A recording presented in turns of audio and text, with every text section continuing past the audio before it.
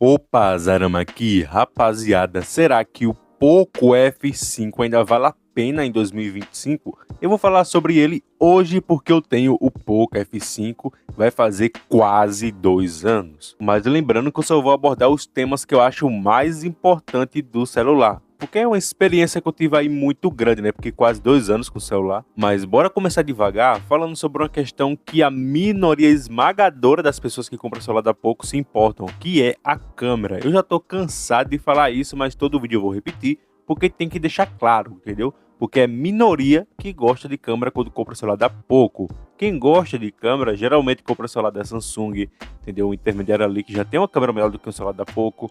Então, câmera realmente é a minoria gosta. Entendeu? A minoria que quer comprar o celular da Poco gosta.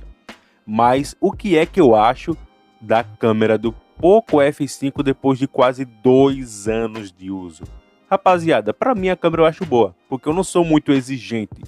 Tanto que eu uso Gcam, que ajuda demais, não, vocês não têm noção o quanto a Gcam ajuda a melhorar a qualidade da foto. Eu vou estar colocando algumas fotos aí na tela que eu tirei e depois editei, obviamente, para ficar um pouco mais bonito.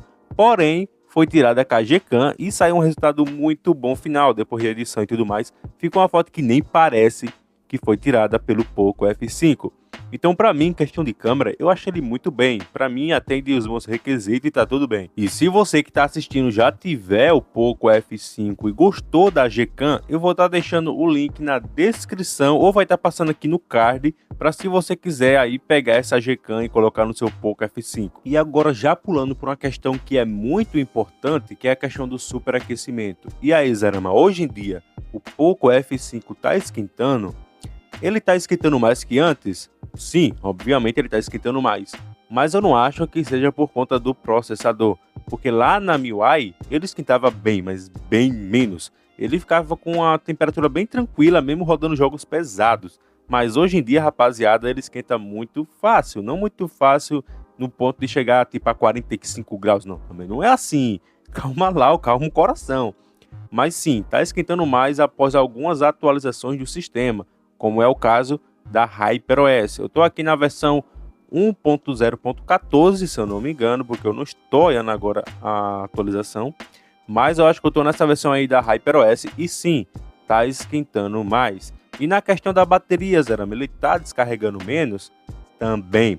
Depois da atualização, a bateria tá durando bem menos. Eu me lembro que na MIUI, eu ia dormir com ele, sei lá, 90%.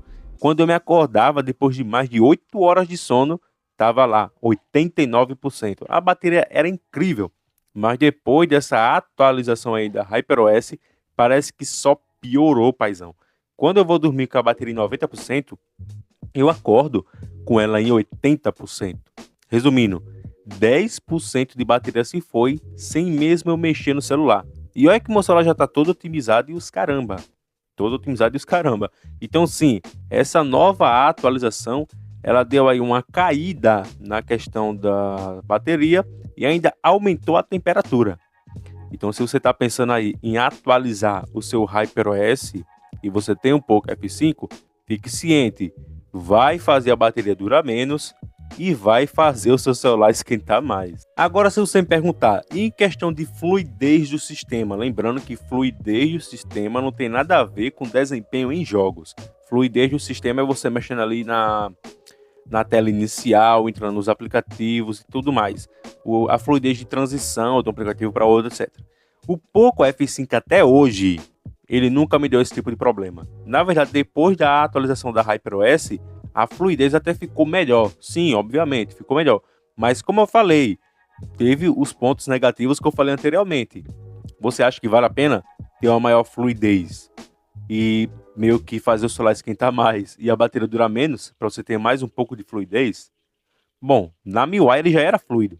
Eu acho que não vale a pena você aí como é que eu vou falar aqui, Zarama? Pensa em uma palavra. Não vale a pena você sacrificar aí a bateria e também fazer o celular esquentar mais para poder ter uma fluidez maior na tela inicial e tudo mais. Porque já é fluido na MIUI.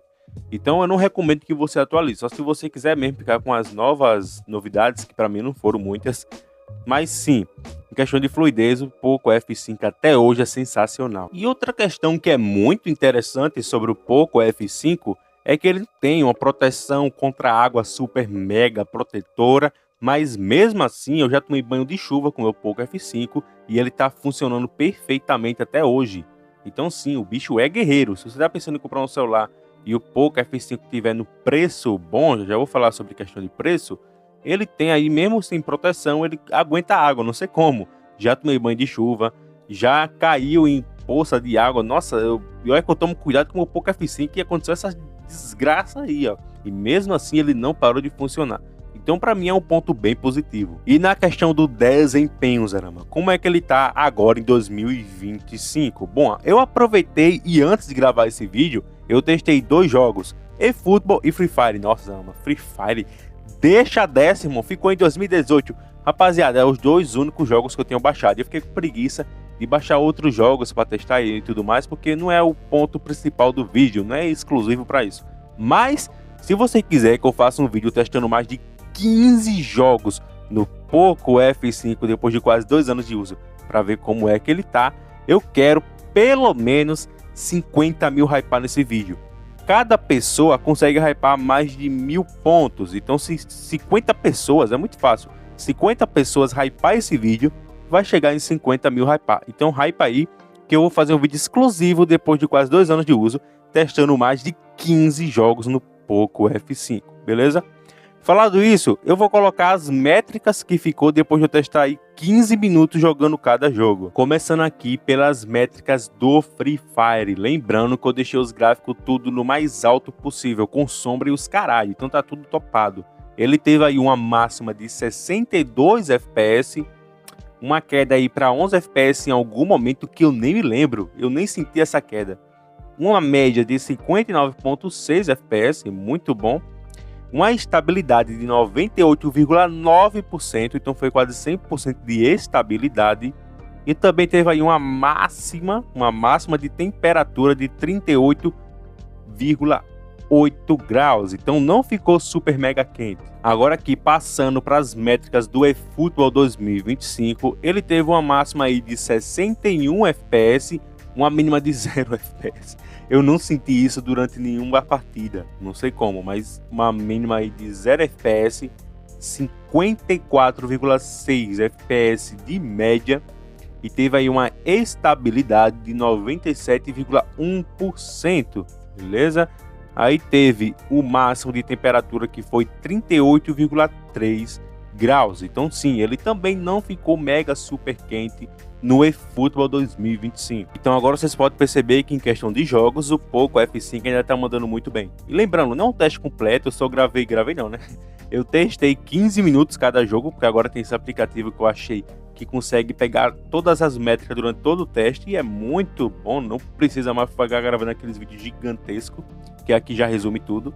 Então vocês podem ver que tá mandando super bem. E se quiser que eu faça um teste completo, como eu já falei, hypa esse vídeo e também deixa aquele like para fortalecer, né, irmão? E se inscreve no canal. Mas e aí, Zarama? O Poco F5 ainda vale a pena comprar em 2025? Bom, temos que levar em consideração algumas coisas. Ele ainda continua sendo a melhor opção que tem no mercado? Infelizmente não, né? Tem aí o Poco X7 Pro, que é melhor, não adianta ficar falando, não. É o Poco X7 Pro é melhor do que o Poco F5. Eu tenho o Poco F5 e estou admitindo porque é a realidade.